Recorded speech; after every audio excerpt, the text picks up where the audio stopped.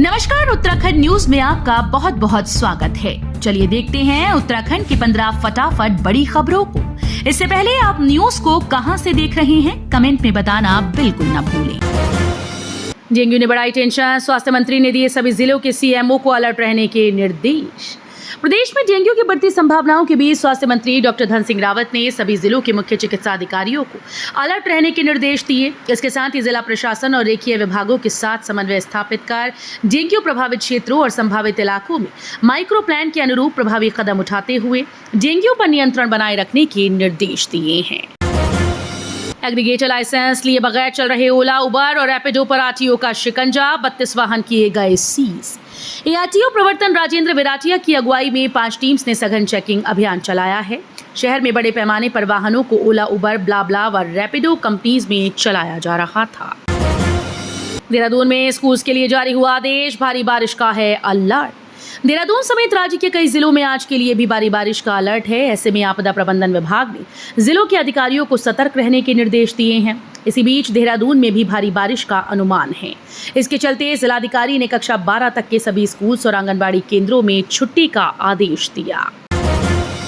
भारी बारिश ने रोकी केदारनाथ यात्रा, सीजन की पहली बार बारिश से बढ़ी ठंड। भारी बारिश के कारण केदारनाथ यात्रा में बाधा उत्पन्न हो गई। सोनप्रयाग से आगे यात्रियों को जाने की अनुमति नहीं है। 1500 से अधिक यात्री सोनप्रयाग में फंसे हुए हैं। केदारनाथ धाम की पहाड़ियों पर पहली बर्फबारी हुई, जिससे ठंड बढ़ गई। बारिश होने से यात्रियों को सोनप्रयाग से 2 घंटे बाद रवाना किया गया। पहाड़ी से गिरा भारी मलबा और बोल्डर, बद्रीनाथ हाईवे करीब 1 घंटे तक रहा बंद। चमोली कर्णप्रयाग में कमेड़ा के निकट 2 स्थानों पर बृहस्पतिवार को पहाड़ी से मलबा और बोल्डर आने से बद्रीनाथ हाईवे करीब 1 घंटे तक बंद रहा। जेसीबी मशीन से मलबा हटाए जाने के बाद हाईवे यातायात के लिए सुचारू हुआ।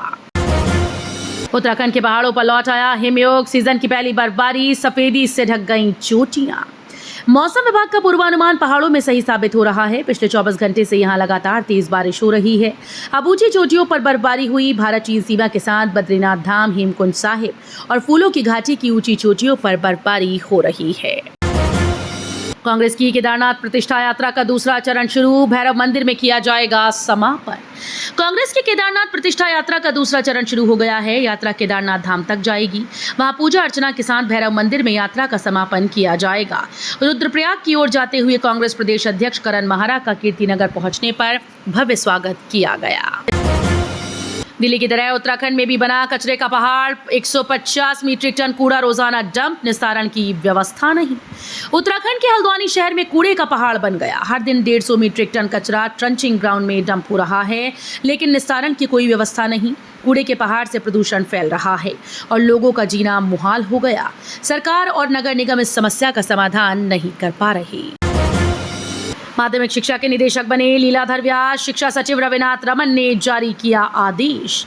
उत्तराखंड माध्यमिक शिक्षा का निदेशक लीलाधर व्यास को बनाया गया। इस संबंध में शिक्षा सचिव रविनाथ रमन ने आदेश जारी कर दिए हैं।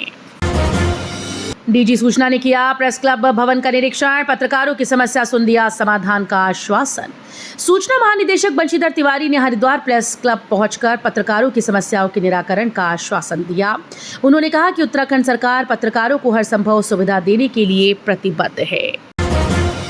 अजमेर शरीफ दरगाह का ऐलान, पीएम मोदी के जन्मदिन पर बनेगा 4000 केजी शाकाहारी लंगर। आगामी 17 सितंबर को भारत के प्रधानमंत्री नरेंद्र मोदी अपना 74वां जन्मदिन मनाएंगे।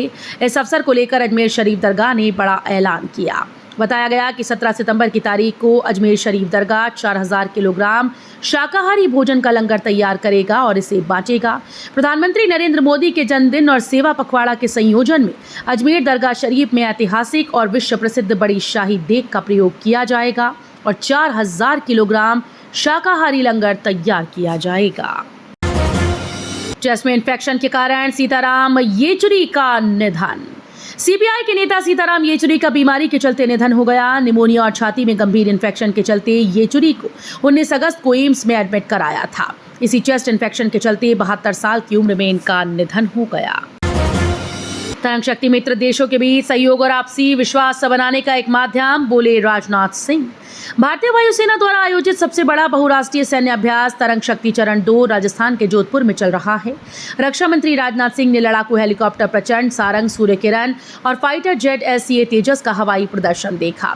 इस अवसर पर रक्षा मंत्री राजनाथ सिंह ने कहा, इस अभ्यास का उद्देश्य देश की सैन्य क्षमताओं का प्रदर्शन करना और भाग लेने वाले देशों के बीच अंतर्राष्ट्रीय सहयोग को मजबूत करना है। IISc बेंगलुरु के वैज्ञानिकों ने बनाया एक ऐसी चिप जो बना सकती है भारत को global leader. Indian institute of science के वैज्ञानिकों ने एक ऐसी चिप का विकास किया है जो कंप्यूटिंग और आर्टिफिशियल इंटेलिजेंस की दुनिया में क्रांति ला सकती है। बेंगलुरु स्थित IISc के वैज्ञानिकों ने जो चिप विकसित की वो किसी मॉलिक्यूलर या नैनो फिल्म पर डेटा को 16,500 तरीके से स्टोर और प्रोसेस कर सकती है। वंदे भारत के बाद अब दौड़ाने के लिए तैयार वंदे मेट्रो, पहली ट्रेन को पीएम मोदी करेंगे रवाना। वंदे भारत के बाद अब वंदे मेट्रो ट्रेन भी भारतीय रेलवे की शान बढ़ाने के लिए तैयार है। ये सेमी हाई स्पीड ट्रेन आसपास के 2 शहरों के सफर को बेहद आसान बना देंगी और इसमें जनता की सुविधाओं का भी पूरा ख्याल रखा गया है। तो ये थी उत्तराखंड की 15 बड़ी खबरें। रोजाना ऐसे ही सबसे पहले अपडेट पाने के लिए चैनल को सब्सक्राइब करना बिल्कुल ना भूलें।